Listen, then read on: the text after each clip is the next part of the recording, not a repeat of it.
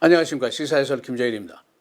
오늘과 그리고 다음 회 두 번에 걸쳐서 이번 대선 이슈 중에 가장 중요한 요소 7가지를 소개해 드릴 생각입니다. 제가 여러 번 주장한 대로 선거는 선택입니다. 선택은 개인의 절대적인 자유입니다. 그러나 이 선택의 이유를 잘 알고 해야 된다는 것이 중요합니다. 우리가 미국의 주요 이슈에 익숙하지 않은 것은 당연한 일이라고 볼 수가 있습니다. 또 주요 이슈를 잘 설명해 주는 것도 적은 것이 사실입니다. 또 나 혼자 공부를 하자니 선뜻 내키지 않는 것도 사실입니다. 그러나 이 선택을 잘못하면은 적에게 칼자루를 쥐어주는 것과 같습니다. 고로 잘 알고 해야 된다는 점을 누누이 강조하고 싶습니다. 어떻게 잘 알아야 하는가? 첫째, 주요 이슈들의 강론을 잘 알아야 됩니다. 둘째, 보수와 진보의 견해 차이를 이해해야 됩니다.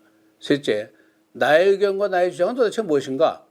이것을 모르는 사람들이 많습니다. 이것을 잘 알아야 됩니다. 저는 이것을 삼박자라고 부릅니다. 이 보수와 진보, 공화당과 민주당, 트럼프와 바이든의 생각과 정책이 그야말로 크게 다르다는 것은 우리가 다 아는 일입니다. 마치 시편 103편 동에서 서가 먼 것처럼 이 정도로 멉니다. 또 뉴욕의 자유의 여신상과 멕시코 국경지대의 장벽의 차이와 비슷합니다. 또 한 가지 우려되는 것이 있는데 한국에 있는 그 신뢰도가 의문시되는 엉터리 소셜미디어를 듣고 비판 없이 수용하는 일부 미주 한인들의 자세도 문제입니다. 우리가 지금 공부하는 이슈들이 한국 사람들에게는 구경거리 또는 흥미거리에 불과하겠지만 우리들에게는 우리 삶 자체에 큰 영향을 주는 매우 중요한 일들입니다. 이 이슈들과 그 현황을 설명하기 위해서 참고한 자료들을 먼저 말씀을 드리겠습니다. 첫째, 로이터 통신의 기사인데 이슈라는 기사입니다. 둘째는 BBC 방송이 쓴 트럼프와 바이든의 정책 차이 이런 기사고, 셋째는 제가 틈틈이 공부하면서 기록했던 시카고 신명기 이 세 개의 자료를 참조했습니다. 이 영국 소유 언론들을 선택한 이유는 이들이 물론 세계를 상대로 하는 언론들이지만은 비교적 중립적인 위치에서 사안을 보고 설명하는 태도가 있기 때문입니다. 제가 이렇게 자료 선택 자체를 배려한 것처럼 애청자 여러분들도 편견 없이 사안을 인식하고 해석하면서 그리고 나의 입장, 가장 중요한 건 내 입장에서 판단하는 것이 좋겠습니다. 주요 이슈들은 코로나 바이러스 사태, 경제, 이민, 기후변화, 인종, 국제문제 등 7가지입니다. 이 분량 때문에 두 번에 나눠서 설명을 드리게 되고 이 사안들이 이번 선거뿐 아니라 평소에 미국 시민으로서 건전한 정견을 갖는 데도 도움이 됐으면 큰 다행으로 생각을 하겠습니다. 먼저 코로나 바이러스 사태입니다. 이 팬데믹 사태는 전 국민은 물론이고 우리 커뮤니티에도 지대한 영향을 미치고 있는 이슈입니다. 지금 미국의 감염자가 무려 800만 명을 넘어섰고 지금 사망자가 22만 명을 넘어섰습니다. 우리 커뮤니티 내의 사망자 수도 굉장히 많습니다. 지난주부터 전국에서 다시 감염자 수가 급증해서 이번 가을, 겨울 매우 힘든 시기가 될 것이다 라는 예보가 계속이 되고 있습니다. 이 COVID-19에 대한 두 후보의 견해 차이는 그야말로 천양지차입니다. 트럼프는 바이러스가 당신의 삶을 지배하지 않도록 하라 라고 주장을 하고 있고 바이든은 과학자의 말을 들어라 라고 주장을 하고 있습니다. 트럼프는 마스크를 벗었고 바이든은 마스크를 썼습니다. 우리 같은 소시민들로서는 매우 혼란스러운 것이 당연한 일입니다. 한 나라의 두 지도자들이 어떻게 이렇게 서로 다를까 하는 의구심을 갖는 것은 당연한 일이라고 볼 수가 있습니다. 결론은 결국 내가 판단하고 내가 선택해야 된다는 것입니다. 이 폴링을 보니까 NBC 뉴스의 조사입니다. 민주당계 시민들의 86%가 반드시 마스크를 쓴다. 그렇게 대답하고 있습니다. 그러나 공화당계 시민들은 48%만이 마스크를 쓴다라고 답을 하고 있습니다. 굉장히 큰 차이입니다. 그리고 538의 조사에 따르면 트럼프의 코로나 바이러스 관리에 대해서 어떻게 생각하느냐 하는 질문인데 57대 39로 잘 못한다가 18%나 높습니다. 이번 선거전에서 가장 큰 약점으로 꼽히는 것이 이것입니다. 이 트럼프 대통령의 생각은 COVID-19는 플루 정도의 병이다. 곧 사라진다. 백신도 곧 나온다. 국민 생활을 제약하면 경제가 파탄나고 국민들의 자유를 속박하는 결과를 가져올 것이다 라는 지론입니다. 그래서 학교와 비즈니스를 신속하게 재개하고 경제를 살려야 된다는 주장을 하고 있습니다. 반대로 바이든의 생각은 COVID-19는 죽음의 전염병이다. 사망자가 이미 22만 명이나 나왔다. 또 타인의 보호를 위해서라도 의료진의 충고를 수용하는 것이 좋겠다. 안전거리를 유지하고 손을 씻고 마스크를 써라. 학교나 사업체에도 재개하는 것은 검사 체제 또는 추적 시스템을 갖춘 이후에 신중히 해야 한다. 목숨이 즉 돈보다 중요하다. 그런 주장입니다. 이 트럼프 대통령이 이 전염병을 다운플레이한 것은 선거를 위한 경제지수 우려 때문이 아니냐. 개인의 정치적인 야망을 위해서 국민들을 오도했다라는 비난이 있었습니다만은 그러나 그는 지나친 공포를 국민들에게 줄 필요는 없지 않느냐. 나도 이 병을 극복했고 주변에서도 이 병을 극복한 사람들이 많다. 그렇게 또 해명을 하고 있습니다. 이 경제적인 리세션 회복과 실업자 또는 문을 닫은 사업체들 구제를 위한 스티뮬러스 플랜, 경기부양책, 민주당에서는 지금 2조 2천억 달러를 생각하고 있고 공화당 쪽에서는 1조 8천억 달러를 생각하고 있습니다. 처음에는 더 큰 차이가 있었습니다만 공화당 측에서는 국가 부채를 늘리는 것은 위험한 일이기 때문에 경기 회복에 필요한 정도의 수준에서만 돈을 풀자. 지나치게 되면 잡의 회복도 안 되고 게으른 사람들이 실업수당 받고 논다. 그런 우려를 하고 있습니다. 또 미스매니저한 주정부, 시정부의 재정 파탄을 왜 우리가 도와줘야 되느냐. 지금 문제의 대부분의 주시들이 민주당 주시들이다. 그런 주장을 하고 있습니다. 여기에 대한 반론이 또 있는데 지난번 1차 스티뮬러스 플랜에 소규모 기업에서는 돈이 가지 않고 부자 기업에만 가서 부자들의 배만 불렸다. 예를 들면 시카고 지역의 인류 식당인 루스 크리스 스테이크하우스가 무려 2,300만 달러의 지원금을 받았습니다. 대신에 한인 세탁소들은 한 푼도 받지는 못했다. 그런 반론입니다. 그리고 주와 시의 경제 재정을 지원해야만이 경제 회복도 더 신속하게 될 것이 아니냐. 그런 의견도 나오고 있습니다. 이코노미, 이 기본적인 미국의 경제 백서를 보고 나면 조금 이해가 빠를 수 있습니다. 미국의 1년치 그 페더럴 가버먼트 예산이 약 4조 1천억 달러 정도 됩니다. 2018년 현재인데 이 중에서 메디케이드, 메디케어로 나가는 돈이 27%입니다. 그리고 소셜 시큐리티로 나가는 돈이 24%, 소위 의무적인 지출, discretionary spending이라는 것이 51%나 됩니다. 그리고 이제 재량 예산, non-discretion spending, 그러니까 정부의 각 부처라든가 경상비 같은 거 얘기하는데 이게 15%, 국방비가 15%, 이자 지출이 7% 이렇게 되어 있습니다. 미국의 나라 빚이 토탈 26조 7천억 달러, 전체 GDP의 107%에 달합니다. 빚의 비율이 굉장히 높습니다.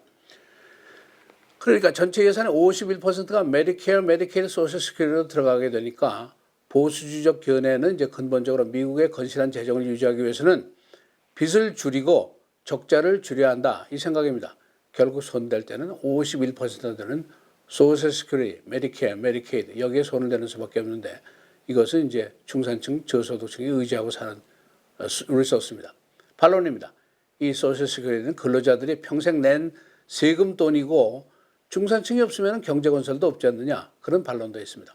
그러나 공화당 쪽에서는 지출을 줄이고 적자를 줄이고 작은 정부, 적은 세금 이 보수주의 원칙을 계속 주장을 하고 있습니다. 이 텍스 문제입니다. 가장 중요한 문제인데 바이든의 생각은 트럼프 대통령이 한 2017년에 텍스 컷 2조 달러를 풀었는데 부자들의 배만 불린 것이 아니냐. 이 텍스 컷으로 경기가 부양되고 세수가 늘고 그래서 오프셋 되는 일은 절대로 없을 것이다.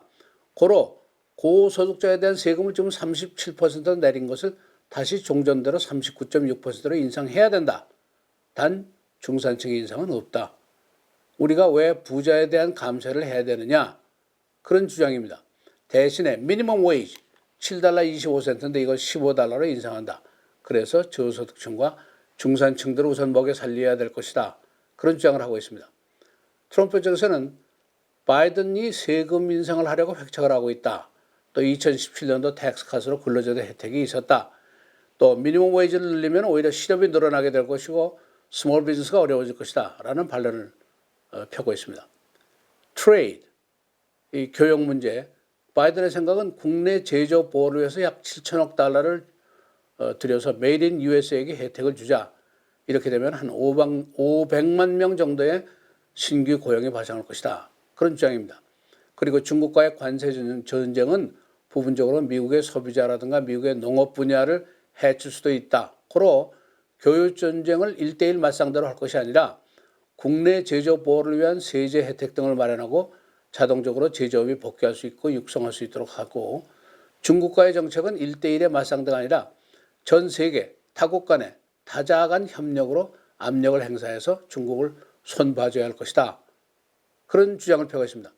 트럼프가 쌈질을 하는 동안에 미국의 지도력이 쇠퇴했고 국제사회, WHO라든가 네이토 등에서 미국의 역할이 떨어졌다. 결국 중국에게 좋은 일만 해준 것이 아니냐, 그런 비난을 하고 있습니다.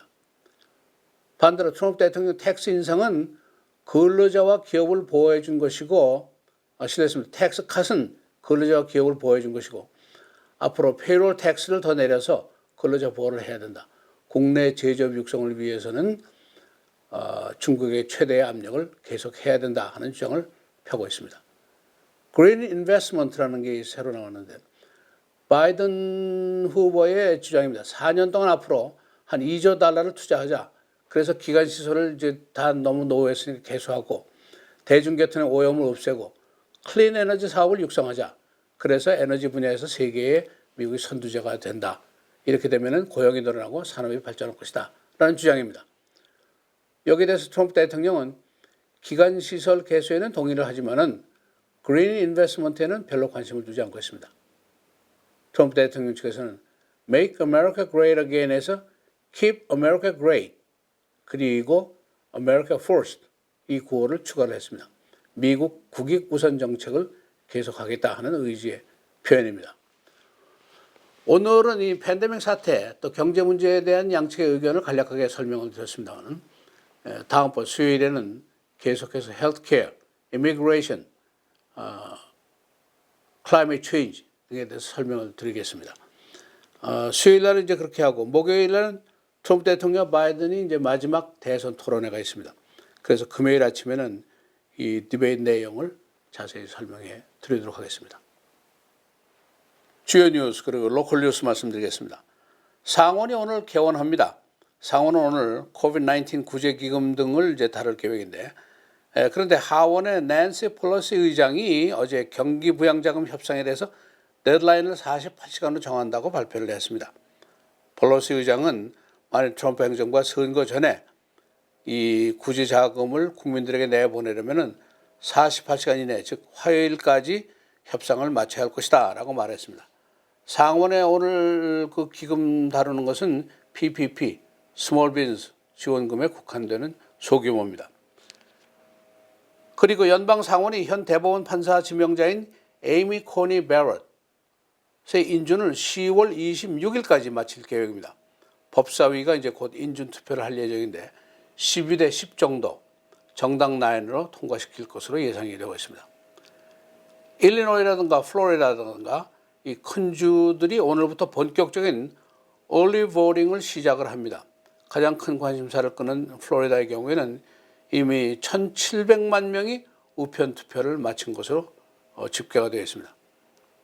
카밀라 해리스 부통령 후보가 오늘 선거 운동을 재개합니다. 그녀는 자신의 스태프 중에 바이러스 감염자가 2명 있었기 때문에 지난주에 유세를 중지했었습니다. 로컬 뉴스입니다. 일리노이주의 코로나 바이러스 감염자가 어제 무려 4,245명, 사망자 22명으로 집계가 됐습니다. 굉장히 크게 증가를 하고 있는데, 지난 7일 동안 검사한 결과 그 파지티비티 레이트이 5.3%로 껑충 뛰어 올랐습니다. JB 프리스코 주지사는 어제 일리노이주의 코로나 바이러스 감염자 상승에 대해서 트럼프 대통령을 비난했습니다. 그가 마스크도 벗고 의료 수칙 준수를 거부하면서 국민들을 오도했기 때문에 이런 일이 벌어진 것이다 라고 주장을 했습니다. 시카고시가 코로나 바이러스 사태로 야기된 적자들을 메꾸기 위해서 프로퍼티 텍스를 9,400만 달러나 인상을 할 계획입니다. 그리고 300명의 직원들을 레이오프하고 가솔린세도 인상할 계획을 세우고 있습니다. 시카고시는 지금 12억 달러 정도의 적자를 예상을 하고 있습니다. 베어스가 어제 캐롤라이나의 팬서스를 이겼습니다. 23대 16, 시즌 전적 5승 1패를 기록하고 있습니다. 여러분 즐거운 오후 되시길 바랍니다. 감사합니다. 안녕히 계십시오.